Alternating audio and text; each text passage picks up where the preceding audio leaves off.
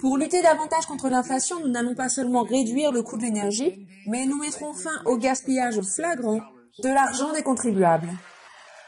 Et à cette fin, j'ai créé le tout nouveau ministère de l'efficacité gouvernementale, peut-être que vous en avez entendu parler, peut-être, qui est dirigé par Elon Musk, qui est dans la galerie ce soir. Merci Elon, il travaille vraiment très dur, vous savez.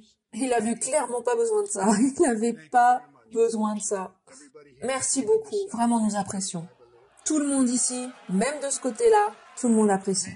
Non, je crois qu'ils l'apprécient, ils veulent juste pas l'admettre. Il suffit d'écouter une partie du gaspillage effroyable que nous avons déjà identifié. 22 milliards de dollars du HHS pour fournir des logements et des voitures gratuitement aux immigrés illégaux.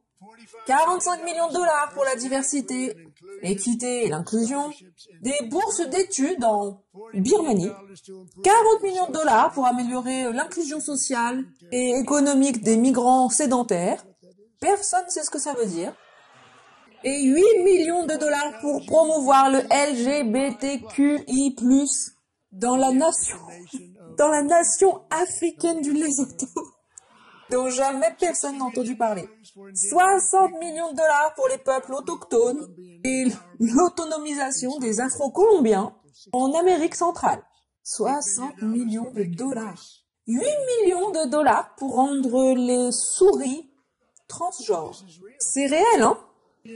32 millions de dollars pour une opération de propagande de gauche en Moldavie. 10 millions de dollars pour la circoncision masculine au Mozambique. 20 millions de dollars pour un programme arabe au Moyen-Orient. Ouais, 20 millions de dollars pour un programme au Moyen-Orient.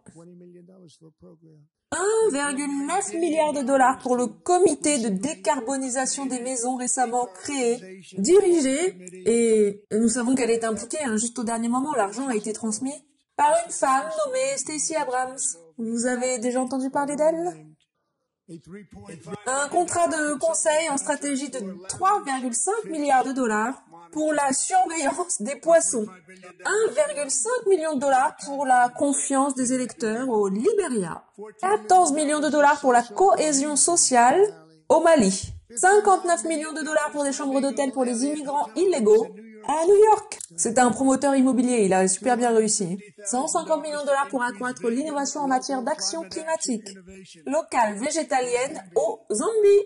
42 millions de dollars pour le changement social et comportemental en Ouganda.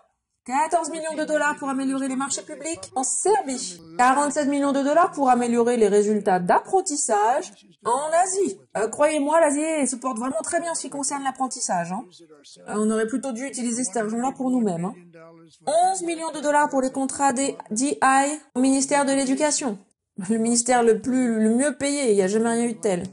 Sous l'administration Trump, toutes ces escroqueries, et il y a bien pire, mais je me suis dit que c'était pas forcément approprié d'en parler maintenant, elles sont si mauvaises. Beaucoup d'autres ont été découvertes et exposées, et rapidement résiliées par un groupe de personnes très intelligentes, principalement des jeunes, dirigés par Elon, et nous apprécions. Nous avons réussi à retrouver des centaines de milliards de dollars, et nous avons repris l'argent et réduit notre dette pour lutter contre l'inflation et bien d'autres choses. On a repris une grande partie de cet argent juste à temps.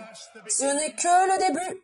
Le Bureau de la responsabilité gouvernementale, le bureau du gouvernement fédéral, a estimé la fraude annuelle à plus de 500 milliards de dollars dans notre nation. Et nous travaillons très dur pour y mettre fin.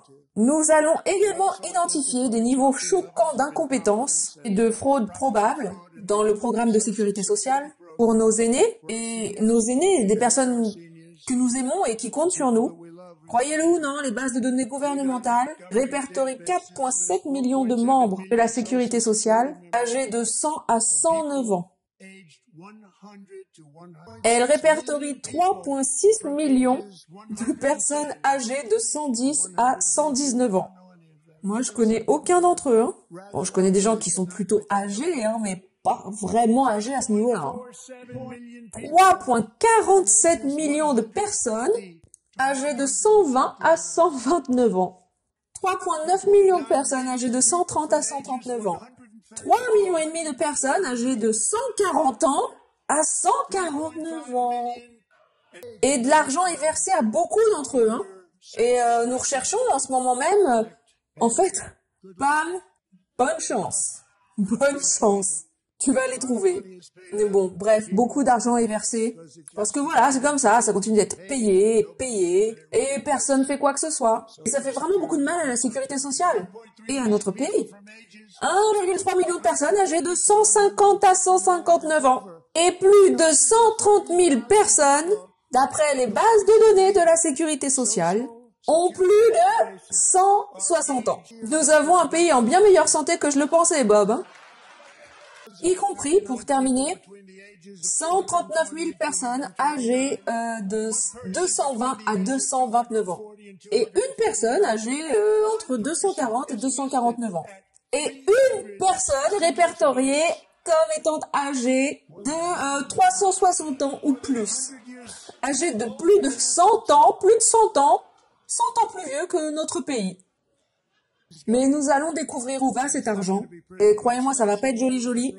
Cela dit, en réduisant toutes les fraudes, le gaspillage et le vol, que nous arriverons à trouver, nous vaincrons l'inflation, ferons baisser les taux hypothécaires, baisser les mensualités de voiture, le prix des produits quand vous faites vos courses, protégerons nos aînés et mettrons plus d'argent dans les poches des familles américaines.